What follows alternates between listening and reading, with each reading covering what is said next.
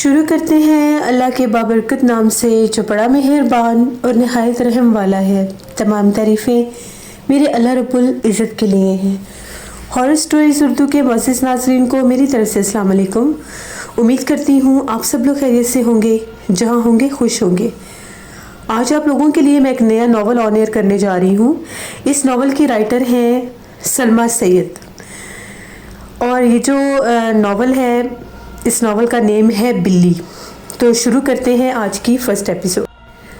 مجھے اس گھر میں ٹیوشن پڑھاتے آج 5واں دن تھا، اور میں ان 5 دنوں میں اتنا عاجز آ چکا تھا کہ میرا بس چلتا تو یہ میں نوکری فوراً ہی چھوڑ دوں، کیونکہ اس گھر میں ایک عجیب سی ناگوار بو تھی۔ دیکھنے میں یہ گھر بہت صاف ستھرا تھا، لیکن بلی کی موجودگی کی بدبو بہت ہی عجیب تھی۔ اس کے علاوہ مسلسل بلی کے رونے کی آوازیں اور گھر کے مکین اتنے نارمل کہ جیسے کوئی بات ہی نہیں۔ بالآخر میں تنگ آ گیا۔ میں نے مسز ہمدانی سے بات کرنے کا سوچا۔ ظاہر ہے بدبو کا ذکر کرنا تو مناسب نہیں تھا، لیکن بلی کے رونے کی بات تو میں ضرور کر سکتا تھا، اور میں نے یہ سوچ لیا تھا کہ میں یہ بات ضرور کروں گا۔ میں نے اسی دن یہ ارادہ کر لیا۔ میں سید اذان شاہ بخاری مسز ہمدانی کے پوتوں کو ٹیوشن دینے آتا تھا۔ بچوں کی چھٹی کے بعد میں نے کہلا بھیجا کہ مجھے ان سے ملنا ہے۔ مسز ہمدانی ایک پروقار خاتون تھیں۔ ان کا ایک ہی بیٹا تھا، وجاہت ہمدانی، جس کی شادی انہوں نے اپنی بھانجی نگار سے کر دی تھی۔ مسز ہمدانی کے 3 پوتے تھے جنہیں میں ٹیوشن پڑھاتا تھا۔ میں نے 2-3 بار ان سے پوچھا کہ بلی کس نے رکھی ہے، اور یہ بلی کس کی ہے، کس نے پالی ہے، جاؤ اسے بھگا کر آؤ، مگر وہ دونوں بچے عجیب طرح سے مسکراتے اور باہر سے آتے ہوئے مگر عجیب و غریب طرح سے وہ یہاں وہاں دیکھنے لگتے۔ پھر تھوڑی دیر کے بعد ہی بلی کی آوازیں آنے لگتیں۔ گھر بہترین لوکیشن پر تھا اور اعلیٰ طرز تعمیر کا منہ بولتا نمونہ تھا، مگر مجھے ان 5 دنوں میں عجیب سی گھٹن محسوس ہونے لگی۔ روشنی بھی بہت مدھم ہوتی تھی۔ میرا دل چاہتا تھا کہ میں اس پرسرار ماحول سے، اس خاموشی سے چلا جاؤں۔ عجیب سا ایک وحشت کا میرے اوپر ایک غبار سا طاری ہو جاتا تھا۔ بلی کے رونے کی مدھم سی آوازیں اس پورے گھر میں گونجتی تھیں، اور اس کی غراٹے لینے کی آواز بھی آتی تھی، لیکن حیرت کی بات یہ تھی میں نے آج تک وہ بلی نہیں دیکھی تھی۔ مجھے لگتا تھا کہ بلی کا کمرہ گھر سے باہر ہے، مگر کبھی کمرے کے اندر داخل ہوتی نہیں دیکھی میں نے۔ میں اس کی منحوس آواز سے اتنا بیزار تھا کہ اگر وہ نظر آ جاتی تو اپنا 2.5 کلو کا جوتا بغیر کسی آسرے کے اس کے سر پر دے مارتا۔ مگر خیر، یہ سب میں سوچ ہی رہا تھا کہ مسز ہمدانی کمرے میں آئیں اور مجھے بیٹھنے کا اشارہ کرتے ہوئے مخاطب ہوئیں۔ ہاں تو میاں اذان، خیر ہے نا؟ سب کیا ہوا؟ ہمارے پوتوں کی کوئی شکایت ہے تو آپ ہمیں صاف کہہ دیجئے، کیونکہ پڑھائی کے معاملے میں ہم کسی چھوٹ دینے کے عادی نہیں ہیں۔ بڑے پوتے کی طرف مسکراتے ہوئے دیکھ کر وہ بولی۔ اسی اثناء میں خان سامہ چائے لے کر آ چکا تھا۔ میں نے مسکرا کر چائے کا کپ ہونٹوں سے لگایا اور بات کرنے کے لیے مناسب الفاظ تلاش کرنے لگا۔ مسز ہمدانی، میں کچھ کہنا چاہتا ہوں۔ انہوں نے مجھے ٹوکا اور کہا کہ اذان میاں، یہاں ہم سب آغا خان کے نسبت سے ہیں، اور سب ہمیں یہاں پر آغا جانی کہتے ہیں۔ ہمیں خوشی ہوگی اگر آپ بھی مجھے آغا جانی پکاریں۔ وہ آپ کی یہ ایک خواہش تھی، ان کو آغا خان کی نسبت سے ہی پکارا جائے۔ وہ ایک پروقار خاتون تھی، اور یہ بھی حقیقت ہے کہ ان کا نام لینے سے مجھے ہچکچاہٹ ہو رہی تھی، مگر بات تو شروع کرنی ہی تھی۔ بہرحال میں نے گفتگو کا سلسلہ جاری رکھتے ہوئے ان سے کہا، آغا جانی، بات یہ ہے کہ جب سے میں یہاں آیا ہوں میں نے ایک بات نوٹ کی ہے۔ آغا جانی کے ماتھے پر بل پڑنے لگے، اور وہ بل بڑے واضح تھے۔ آغا جانی، ایک بلی کے رونے کی آواز مسلسل آتی رہتی ہے۔ میں بچوں کو پڑھاتے ہوئے بہت زیادہ ڈسٹرب ہوتا ہوں۔ کیا ایسا نہیں ہو سکتا کہ آپ بچوں کا کمرہ بدل دیں، یا میں کہیں اور ان کو پڑھاؤں جہاں پر مجھے یہ آواز اس طرح سے تنگ نہ کر سکے؟ آغا جانی کے چہرے پر حیرانی اور دکھ کے ملے جلے اثار تھے، جنہیں دیکھ کر میں کچھ نتیجہ نکالنے میں ابھی مشکوک تھا۔ ان کی آنکھیں پرنم تھیں اور ایک آہ بھر کر بولی، خیر تو ہے اذان میاں، کن آوازوں کی بات کر رہے ہیں آپ؟ کیا ہمارے گھر میں آپ نے آج تک کوئی بلی دیکھی ہے؟ میں بری طرح سے سٹ پٹا گیا۔ چائے کا کپ میرے ہاتھ میں لرز کر رہ گیا۔ میں آغا جانی کی خاموش نظروں کو دیکھنے لگا۔ مجھے سمجھ میں نہیں آ رہا تھا کہ میں کیا کہوں، کیسے ان سے اپنی نظر بچاؤں۔ پھر میں کہنے لگا کہ ہو سکتا ہے کہ آواز کہیں باہر سے آتی ہو، لیکن آواز تو آپ کے گھر سے ہی آتی ہے۔ وہ کہنے لگی، نہیں بیٹا، ہمارے گھر میں کوئی بلی نہیں ہے، یہاں پر بلی بھلا کہاں سے آئے گی؟ اور بلی اگر ہوتی تو سامنے تو آتی ہی نا۔ وہ ایک پھیکی سی ہنسی ہنستی اور بس میں جی جی کر کے رہ گیا، اور چائے کا کپ میز پر رکھتے ہوئے میں نے اجازت طلب نظروں سے انہیں دیکھا۔ وہ کچھ کھو سی گئی اور سلام کا جواب انہوں نے جیسے سر ہلا کر ہی دے دیا، اور میں سلام کر کے وہاں سے باہر نکل آیا۔ راستے بھر اور گھر آنے کے بعد بھی میرے ذہن کے گوشوں میں وہ منحوس آوازیں گونجتی رہیں، اور میں یہ سوچتا رہا کہ آغا جانی ٹھیک ہی تو کہتی ہیں، بلی ہی تو ہے، کوئی شیر تو نہیں، مگر بلیاں مستقل روتی کب ہیں؟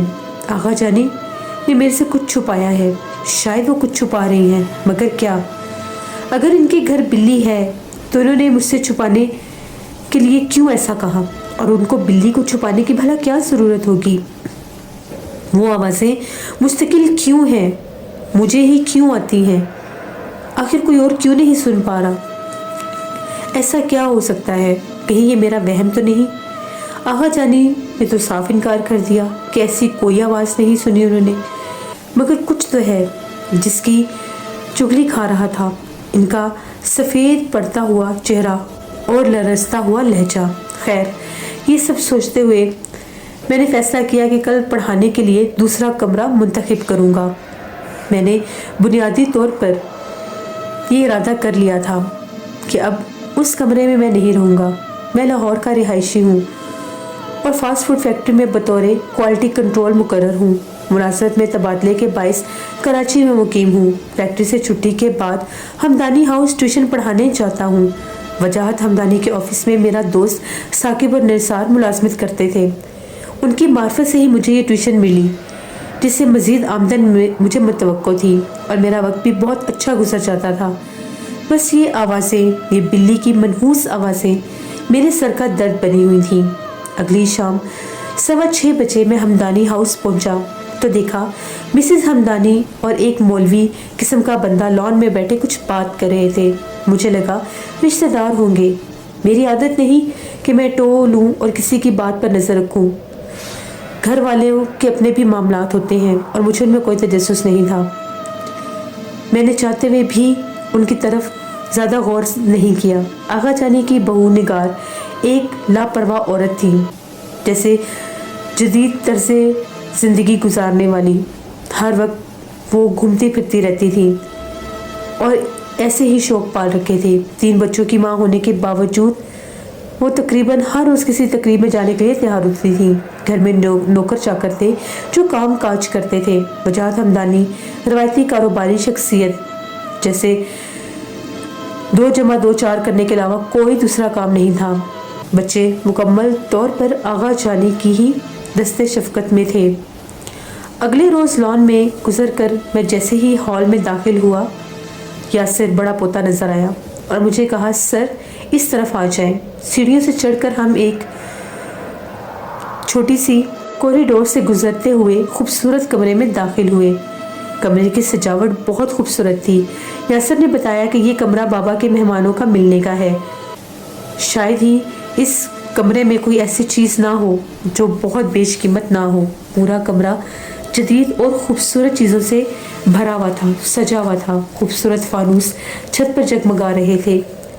کمرہ اتنا حسین تھا، ایسے لگ رہا تھا کہ جس طرح سے کسی 5 اسٹار ہوٹل کا کمرہ ہوتا ہے۔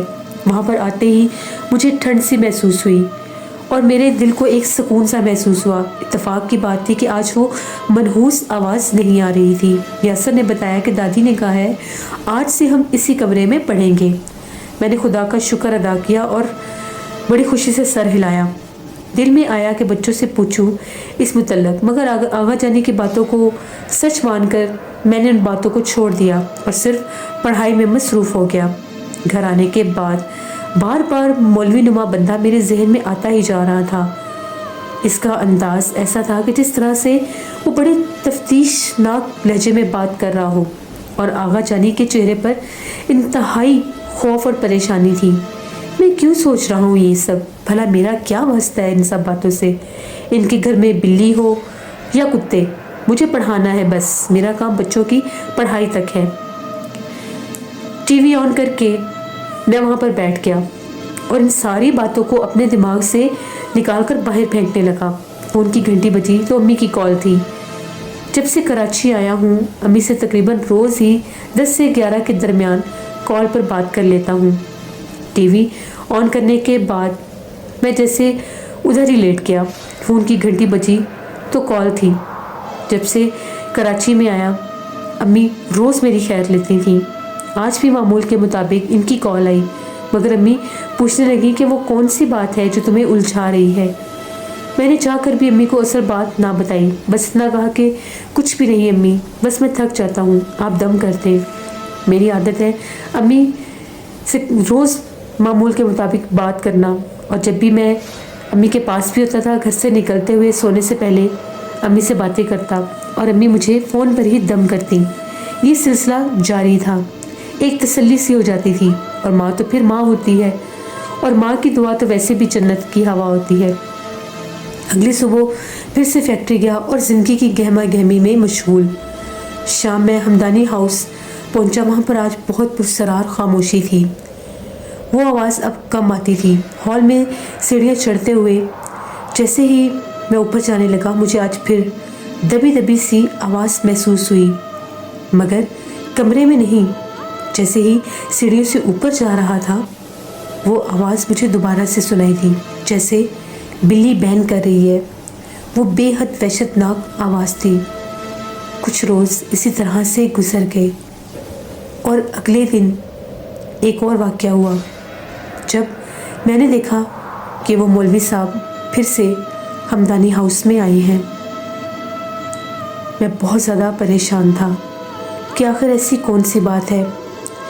एक रोज़ मैं वापस जाने के लिए सीढ़ियाँ उतर रहा था कि हॉल के कमरे के बाएं जानब एक कमरा जिसका दरवाज़ा नीम खुला हुआ था, तारीकी में था। बिल्ली के रोने की धीमी धीमी आवाज़ें उसी तारीक कमरे से आ रही थी, जो बहुत अजीबोगरीब तरह से महसूस हो रही थी। कभी तेज़ होती तो कभी बहुत हल्की। अचानक बहुत तेज़ छींक की आवाज़ आई और एक नागवार बदबू और बैन करती हुई आवाज़ मज़ीद बढ़ गई।